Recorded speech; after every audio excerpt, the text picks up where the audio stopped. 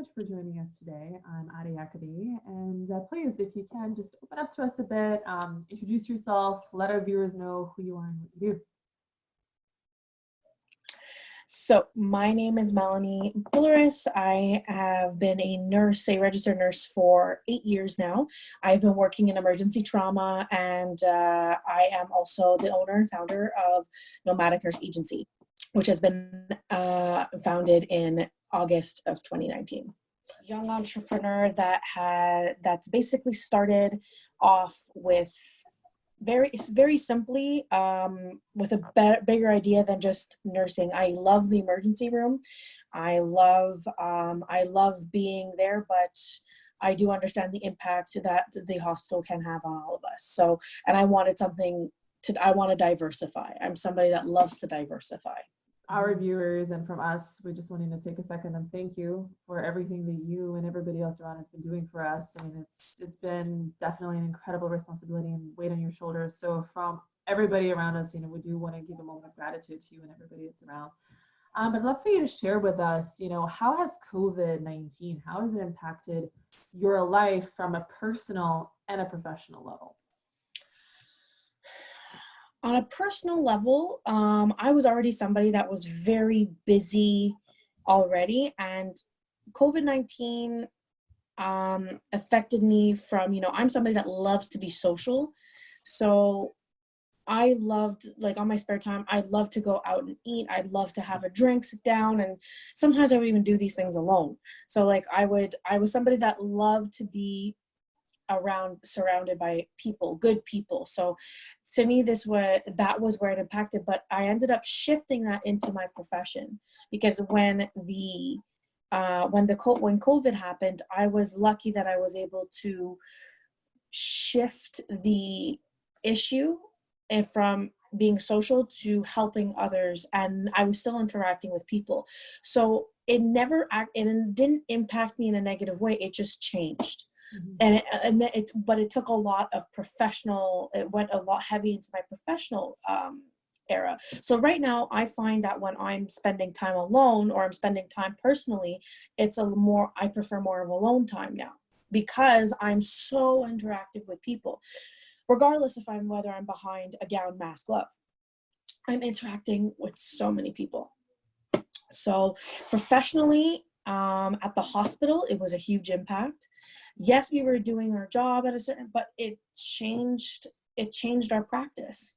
We have to be real. It changed our practice, and it changed how I provided my services. I was a very diversified company. I still am, and when this is over, it'll just diversify again.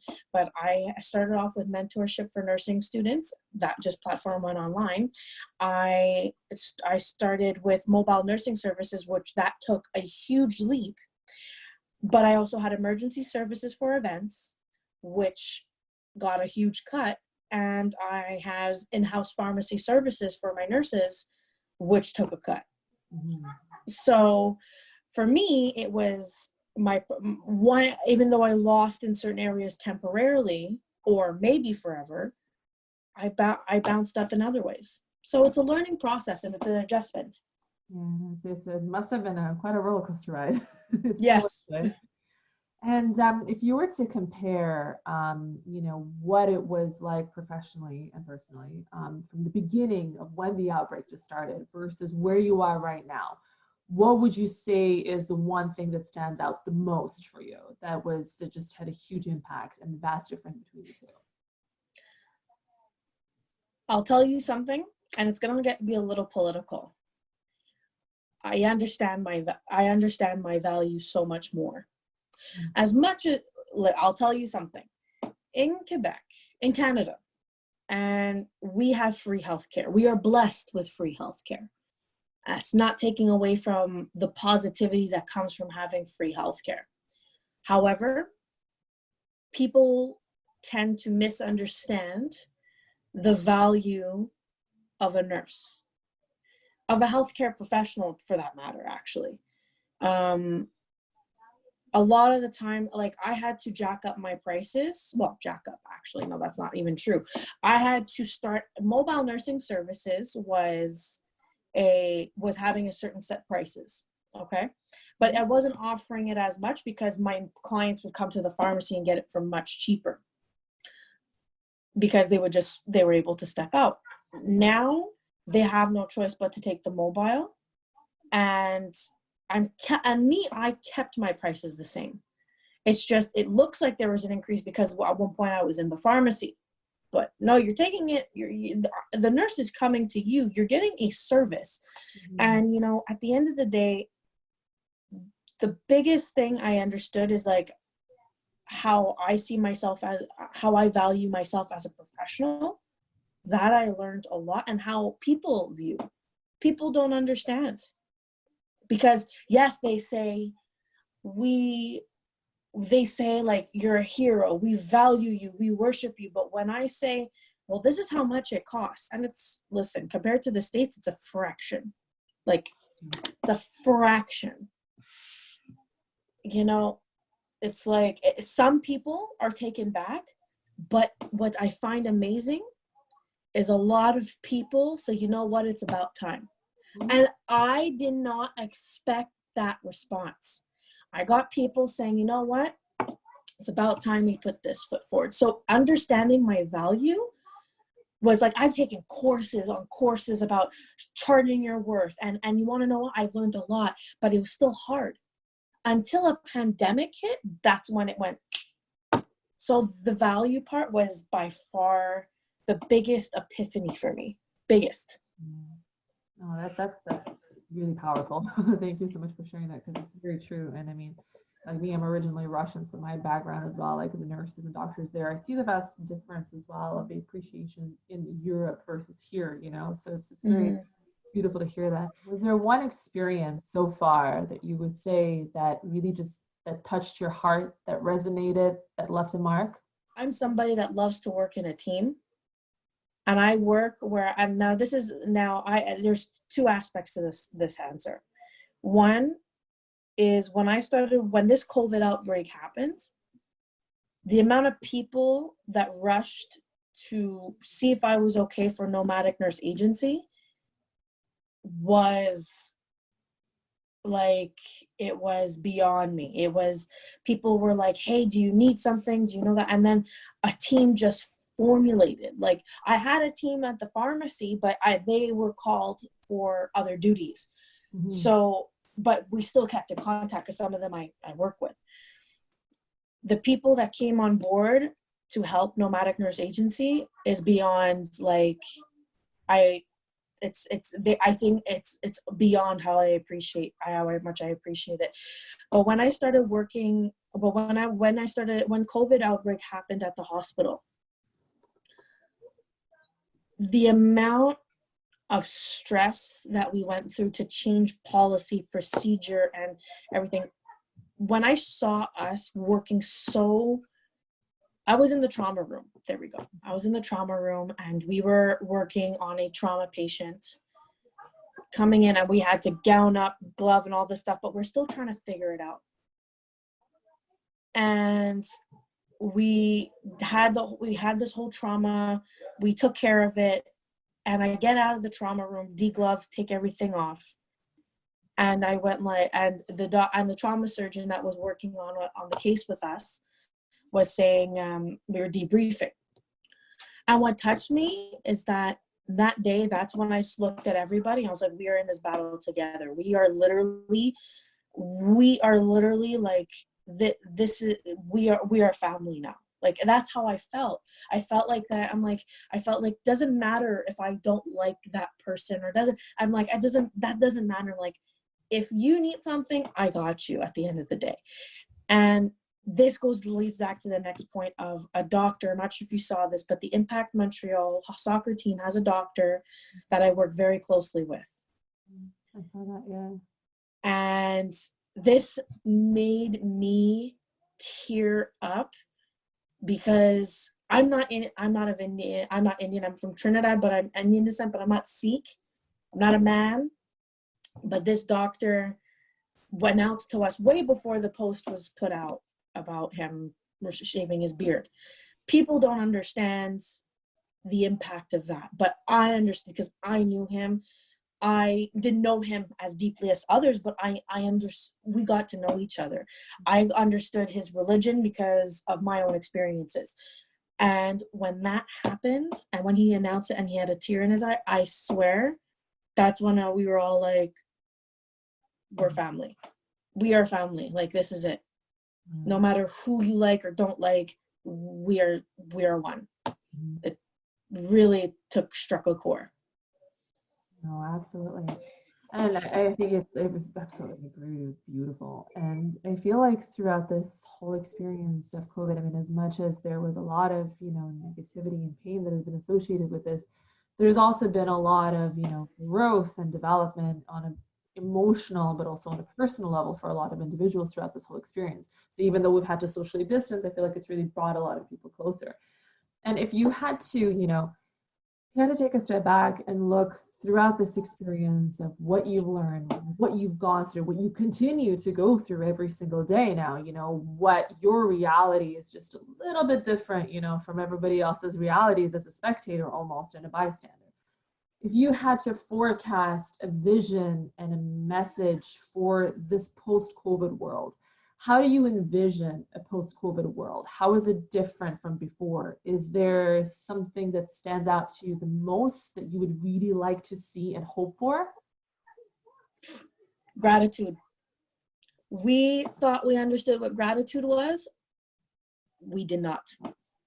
Be grateful, because be grateful for your health, be grateful for your life, be grateful for what you have, be grateful for what you don't have, be grateful of whatever you have left. And I know there's people out there that do not have the luxury to have as much as others, but knocking on doors, that is by far the advice I have for those people. Knocking on doors and not stopping is what will get you through. If you need help, knock on a door, keep on knocking, because somebody's going to answer. Trust me. Somebody will answer. If you got to knock twice, knock twice. Be grateful, because you're going to and make sure that you have that faith that it will, like, the positivity will come back. Certain things will come back. And a post-COVID world would be, people be grateful, be more kind to people, open the doors for the people that need a door to be opened, be kinder. You know how many people were I knew that were not what I thought they were before COVID? I was like, I didn't see this part coming. That's where, that is what a post-COVID world is, a grateful and kinder world.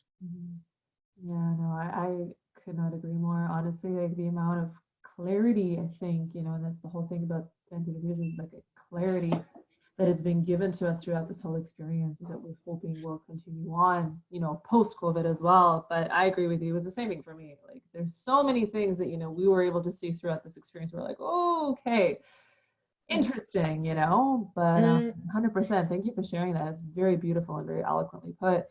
And, throughout this experience, I'm assuming, there's a lot of, sleepless nights, and it's an emotional roller coaster as well for you. Absolutely. For all of the things that you see.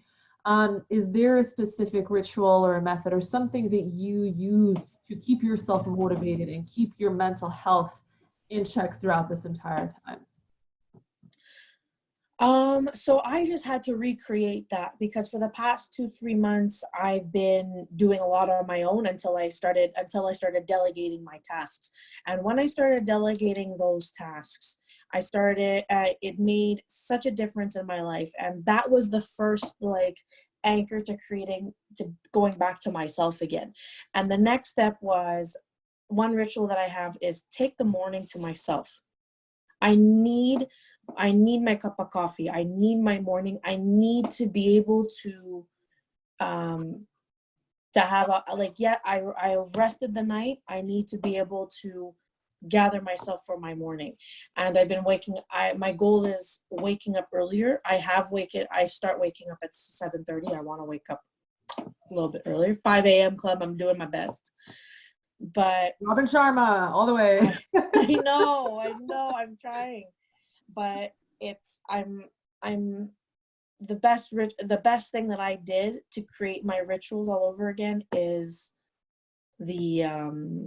definitely to delegate my tasks, and my rituals will be it'll be writing, it'll be my mornings, it'll be me time no matter how I spend it. If you had to share with, just choose one word for 2020, and that word would essentially denote your health, mind, body, soul. So if you could allocate one word for the year, what would it be? Gratitude. Gratitude. If you could share a message with the Venti Venti Vision community, if there's something that you want to, advise, or just share your message of hope, whether it's hope, inspiration, or just your mind and soul in one, what would it be? If you don't know, ask. Someone will answer you. And if you don't, that's the biggest thing. Is this is a time when I first saw this COVID outbreak, the first thing I thought was, how do I help people? I didn't think about how do I get my next dollar. No, that's not going to matter when there's a pandemic. People don't have money now. People are losing money.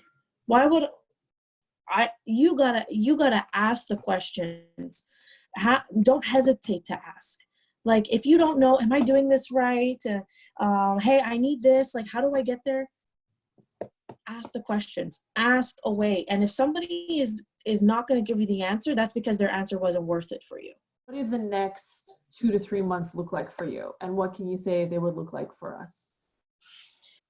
For me, as Nomadic Nurse Agency, if I have to forecast how we're going to be, we're pivoting towards telemedicine and mobile nursing services. It's pivoting. People are more open to the idea now, and we need to keep that idea rolling. If for the hospital setting, I have a feeling that we are changing our practice forever. And for the general public, stay at home so we can go out again, because I need a sangria. I'll be right there with you. I know. Like, we need a time out. The world, the country needs a solid time out. Whatever treaty is stopping the government or policy from making this a decision or anything, get the economy back again, but lock it down. If you gotta put the economy back, fine. We need the government's been throwing money at us. Okay. And if you need to bring back the economy, then fine, bring it back, but be prepared to give a good timeout, because our numbers are going to go up. Be prepared for our numbers to go up, but doesn't mean that people are going to die. It just means people are infected. So that means people need to stay home. We need to be mindful of that. We need to be mindful, that we need to be caring for the vulnerable.